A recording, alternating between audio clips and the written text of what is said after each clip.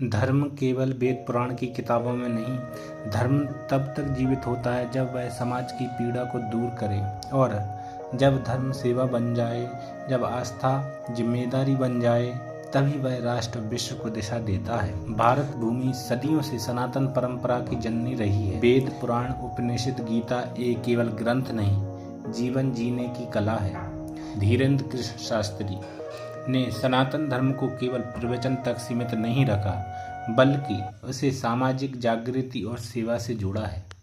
आज हम समझेंगे कि कैसे धर्म वेद पुराण से आगे बढ़कर गरीब कन्याओं के विवाह और समाज सेवा का माध्यम बना। वेद और पुराण हमें ज्ञान देते हैं, लेकिन यदि वह ज्ञान व्यवहार में ना उतरे तो वह अधूरा रह जाता है। सनातन धर्म का मूल संदेश है, परहित सरिस धर्म नहीं भाई, यानी सबसे बड़ा धर्म है दूसरों का भला करना।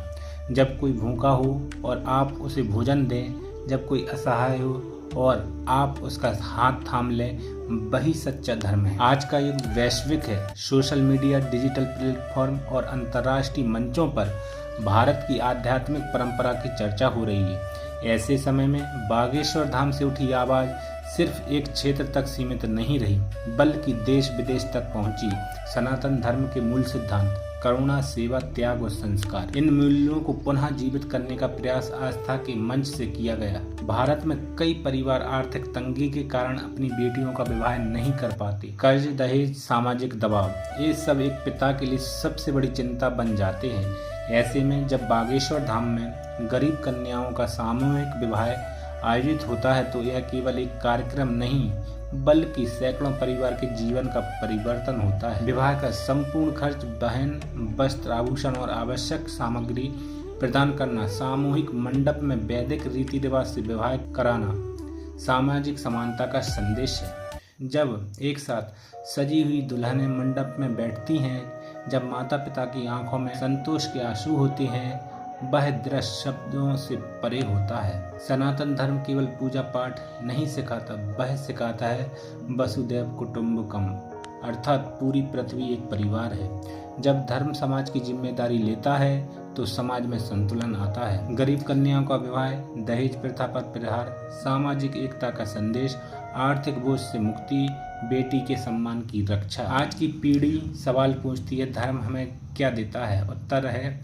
धर्म दिशा देता है। जब आध्यात्मिक मंच से शिक्षा, संस्कार और सेवा की बात होती है तो युवा पीढ़ी भी उससे जुड़ती है। धर्म यदि केवल कर्मकांड में रह जाए तो वह सीमित हो जाता है, लेकिन जब वह सेवा में बदलता है तो वह प्रेरणा बन जाता है। एक समय था जब लोग धर्म को सिर्फ मंदिरों तक सीमित मानते थे, लेकिन जब उसी मंदिर से गरीब कन्याओं की विदाई होती है, जब वहां से सेवा कार्य संचालित होते हैं, तो धर्म जीवित और सक्रिय दिखाई देता है। आज के युवाओं को यह समझना होगा कि धर्म कट्टरता नहीं, धर्म करुणा है। यदि आप अपने समाज के लिए कुछ अच्छा करते हैं तो आप भी सनातन परंपरा निभा रही है। धर्म का अर्थ कर्तव्य निभाना। अंत में बस इतना ही, धर्म केवल वेद पुराण तक सीमित नहीं है, तब तक जीवित होता है जब वह किसी गरीब पिता की चिंता दूर करे, जब वह किसी बेटी की विदाई को सम्मान दे और जब वह समाज में सेवा और संस्कार का दीप जलाए। यदि यह विचार आपके हृदय को छू गया हो तो इसे आगे अवश्य साझा करें और वीडियो पसंद आए तो लाइक करें।